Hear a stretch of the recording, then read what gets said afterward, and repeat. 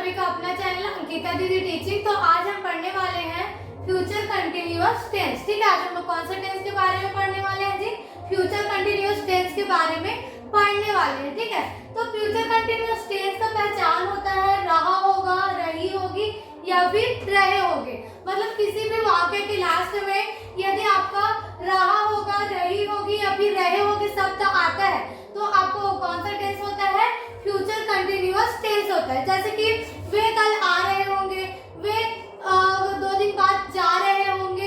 तो किसी भी वाक्य के लास्ट में क्या आ रहा है? रहा होगा, रही होगी या फिर रहे होगे शब्द आता है तो आपको कौन सा टेंस होता है? वो फ्यूचर कंटिन्यूअस टेंस होता है। ठीक है, तो फ्यूचर कंटिन्यूअस टेंस का मैं अफर्मेटिव सेंटेंस, नेगेटिव सेंटेंस और इंट्रोनेगेटिव सेंटेंस पिछले वीडियो में पढ़ा दिया है। यदि आप लोगों ने उस वीडियो को नहीं देखा होगा तो उन वीडियो का लिंक इस वाले वीडियो के डिस्क्रिप्शन में मैं डाल दूंगी, तो आप सभी उन वीडियो को भी देख सकते हैं। ठीक है, तो आज हम पढ़ने वाले हैं फ्यूचर कंटिन्यूअस टेंस का इंट्रोनेगेटिव सेंटेंस। ठीक है, क्या पढ़ेंगे जी? इंट्रोनेगेटिव सेंटेंस। इंट्रोनेगेटिव सेंटेंस क्या होता है? प्रश्नवाचक नकारात्मक वाक्य। मतलब ऐसा वाक्य जिसके द्वारा प्रश्न तो पूछा जाएगा लेकिन उसके साथ क्या शामिल होगा? नहीं शब्द शामिल होगा। ठीक है, मतलब क्या प्लस नहीं दोनों शब्द आता है तो आपको कौन सा वाक्य होता है? वो प्रश्नवाचक नकारात्मक वाक्य होता है। ठीक है, तो प्रश्नवाचक नकारात्मक वाक्य का सूत्र क्या होता है? सबसे पहले क्या आता है? Helping verb. देखो, अफर्मेटिव और नेगेटिव सबसे पहले सब्जेक्ट आता है, लेकिन जो इंट्रोगेटिव और इंट्रोनेगेटिव सेंटेंस है उसमें हेल्पिंग वर्ब जो होता है वो सबसे पहले आता है। फिर क्या आता है? आपका सब्जेक्ट आता है। फिर क्या आएगा? नॉट आएगा। प्लस ये फ्यूचर कंटिन्यूअस टेंस में एक्स्ट्रा क्या लगता है? बी लगता है। तो बी किसके साथ, किसके बाद आएगा? नॉट के बाद आपको क्या लगाना पड़ेगा? बी लगाना पड़ेगा। फिर उसके बाद आता है वर्ब का फोर्थ फॉर्म। मतलब वर्ब आता है लेकिन फ्यूचर कंटिन्यूअस टेंस में वर्ब का कौन सा फॉर्म लगता है? फोर्थ फॉर्म लगता है। ठीक है, फोर्थ फॉर्म मतलब क्या होता है? किसी भी वर्ब के लास्ट में यदि आप आईएनजी लिख देते हैं तो आपका वर्ब का कौन सा फॉर्म बन जाता है? फोर्थ फॉर्म बन जाता है। प्लस क्या आता है? ऑब्जेक्ट। ठीक है, ऑब्जेक्ट हमारा कुछ भी हो सकता है जो हमको काम करने में मदद करता है, वो चीज हमारी क्या होती है? ऑब्जेक्ट होता है। ठीक है, तो किसी सेंटेंस में ऑब्जेक्ट यूज होता है और किसी सेंटेंस में ऑब्जेक्ट यूज नहीं होता। यदि आपके सेंटेंस में ऑब्जेक्ट यूज हुआ है तो ऑब्जेक्ट यूज करेंगे, अगर नहीं है तो नहीं करेंगे। ठीक है, ये आपका क्या हो गया? फॉर्मूला। ठीक है, अब इसी फॉर्मूला को हम थोड़ा और डिटेल से समझते हैं। ठीक है, तो देखो जो हमारा सूत्र है, ठीक है, उसी को और थोड़ा अच्छे से समझते हैं। तो देखो सबसे पहले क्या आता है? Helping verb. क्या आता है जी? Helping verb. ठीक है, तो हमारा जो फ्यूचर कंटिन्यूअस टेंस है उसमें कौन सा हेल्पिंग वर्ब यूज होता है? सेल और क्या होता है? विल। अब देखो जो सेल और विल है वो फ्यूचर सिंपल में भी यूज होता है और फ्यूचर कंटिन्यूअस में भी यूज होता है। लेकिन हम जाने कैसे कि फ्यूचर सिंपल है कि फ्यूचर कंटिन्यूअस करके, है ना? तो जो फ्यूचर कंटिन्यूअस है उसमें एक्स्ट्रा क्या लगाया जाता है? बी लगाया जाता है। ठीक है, क्या लगाया जाता है जी? बी। मतलब सेल भी और विल भी का यूज होता है फ्यूचर कंटिन्यूअस टेंस में। लेकिन ये इंट्रोनेगेटिव सेंटेंस है ना, इसलिए जो हेल्पिंग वर्ब सेल और विल वो कहाँ लिखा है? सामने लिखा है, और जो बी है वो हमेशा नॉट के बाद लगेगा। ठीक है, तो हमारा जो सेल है उसका यूज कौन सा सब्जेक्ट के साथ होगा? आई और बी के साथ कौन सा हेल्पिंग वर्ब यूज होगा? सेल यूज होगा। आई मींस क्या होता है? मैं, और वी मींस क्या होता है? हम होता है। ठीक है, तो आई और वी के साथ क्या होगा? सेल का यूज होगा। ठीक है, फिर यू मींस क्या होता है? तुम। दे मींस होता है वे। ही मींस होता है वह लड़का। सी मींस क्या होता है? वह लड़की। और इट मींस होता है यह। इसका यूज निर्जीव वस्तु के लिए होता है। और ने मींस क्या होता है? नाम। मतलब इतने सब्जेक्ट के साथ कौन सा हेल्पिंग वर्ब यूज होगा? विल यूज होगा। ठीक है, फिर उसके बाद ये क्या है? इंट्रोनेगेटिव मतलब प्रश्नवाचक नकारात्मक वाक्य।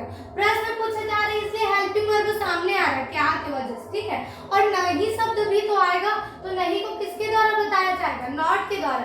तो नॉट का यूज हमेशा आपको किसके बाद करना है? सब्जेक्ट के बाद करना है। सभी सब्जेक्ट के साथ क्या यूज होगा? नॉट। फिर एक्स्ट्रा आपका क्या लगेगा? बी लगेगा। ठीक है, फिर आता है वर्ब का फोर्थ फॉर्म। वर्ब का फोर्थ फॉर्म मतलब किसी भी वर्ब के लास्ट में आपको क्या लिखना है? आईएनजी। जैसे कि स्पीक हो गया। स्पीक मींस क्या होता है? बोलना। बोलना को इंग्लिश में क्या बोलेंगे? स्पीक। अब इसका फोर्थ फॉर्म बनाएंगे, बोल दिया तो आपको लास्ट में क्या जोड़ना पड़ेगा? आईएनजी। ठीक है, तो आपको वर्ब का क्या बन गया? फोर्थ परफॉर्म, प्लस क्या होता है ऑब्जेक्ट, ऑब्जेक्ट आपका कुछ भी हो सकता है जो आपको काम करने में मदद करता हो, क्या होता है आपका ऑब्जेक्ट होता है, ठीक है। अब सेंटेंस देखो, क्या तुम कल काम नहीं कर रहे होगे, ठीक, क्या बोल रहे हैं जी, क्या तुम कल काम नहीं कर रहे होगे।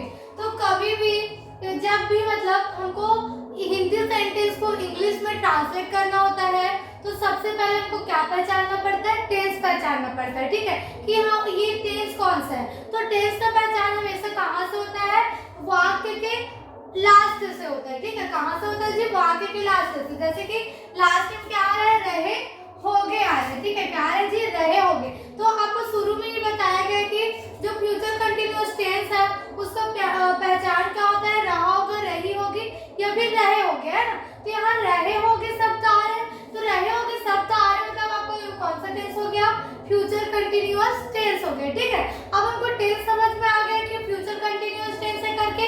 अब उसके बाद सेकंड हमको क्या पहचानना रहता है, सेंटेंस पहचानना रहता है कि कौन सा सेंटेंस है, अफर्मेटिव सेंटेंस है, नेगेटिव है, इंट्रोगेटिव है या फिर इंट्रोनेगेटिव सेंटेंस है। तो इसका पहचान किससे होगा, ये क्या और ये नहीं शब्द, मतलब ऐसा वाक्य जिसमें क्या और नहीं शब्द दोनों आता है, मतलब वो कौन सा वाक्य होता है, प्रश्नवाचक नकारात्मक वाक्य होता है, मतलब इंट्रोनेगेटिव सेंटेंस होता है, ठीक है। तो हमको क्लियरली पता चल गया कि ये क्या है, फ्यूचर कंटिन्यूअस टेंस का इंट्रोनेगेटिव सेंटेंस है। तो इंट्रोनेगेटिव सेंटेंस का फॉर्मूला थोड़ी देर पहले पढ़े कि सबसे पहले इंट्रोनेगेटिव क्या आता है, हेल्पिंग वर्ब आता है। तो हेल्पिंग वर्ब इसमें क्या आएगा, हमेशा याद रखना है, हेल्पिंग वर्ब जो होता है वो सब्जेक्ट के अनुसार लगता है, ठीक है। तो इसमें सब्जेक्ट क्या है, तुम को क्या बोलते हैं जी, यू के साथ क्या कौन सा हेल्पिंग वर्ब आता है, विल आता है, ठीक है, क्या आता है, विल। तो यहाँ क्या आ जाएगा, विल आ जाएगा, ठीक है। फिर हेल्पिंग वर्ब हो गया, हेल्पिंग वर्ब के बाद फॉर्मूला में क्या आता है, सब्जेक्ट आता है, ठीक है। तो सब्जेक्ट कौन है, तुमको क्या बोलते हैं, वी, यू, ठीक है, सॉरी तुमको क्या बोलते हैं, यू बोलते हैं। तो यू आ गया, विल यू। फिर क्या आता है, नॉट आता है, ठीक है। इसमें नहीं शब्द आए तो नहीं को किसके द्वारा बताएंगे, नॉट के द्वारा, ठीक है। तो क्या आ गया, नॉट, विल यू नॉट। फिर एक्स्ट्रा फ्यूचर कंटिन्यूअस टेंस है, तो जो हेल्पिंग वर्ब है उसके साथ एक्स्ट्रा क्या लगता है, बी लगता है। तो अब हमेशा बी को इंट्रोनेगेटिव सेंटेंस में नॉट के बाद लगाना है, ठीक है। Will you not be. फिर उसके बाद आता है वर्ब, ठीक है, क्या आता है जो वर्ब, वर्ब मींस क्या होता है, क्रिया। तो क्रिया क्या है, काम, ठीक है, क्या है जी, काम। काम को बोलेंगे, वर्क बोलेंगे, ठीक है, क्या बोलेंगे जी, वर्क, ठीक है, वर्क, ठीक है। Will you not be work. अब इसमें वर्ब का कौन सा फॉर्म लगता है, कंटिन्यूअस है, फ्यूचर कंटिन्यूअस है, तो फोर्थ फॉर्म लगता है। तो फोर्थ फॉर्म के लिए हमेशा एक्स्ट्रा क्या लगाया जाता है, वर्ब के लास्ट में आईएनजी लगाया जाता है, ठीक है। तो ये क्या हो गया, वर्क का वर्किंग हो गया, ठीक है। Will you not be working, ठीक है। फिर क्या आता है, ऑब्जेक्ट आता है, ठीक है। तो क्या तुम कल काम नहीं कर रहे होगे। तो इसमें ऑब्जेक्ट क्या है जी, आपका कल है, ठीक है, क्या है, कल, ठीक है। तो कल को क्या बोलते हैं, टुमारो बोलते हैं, ठीक है,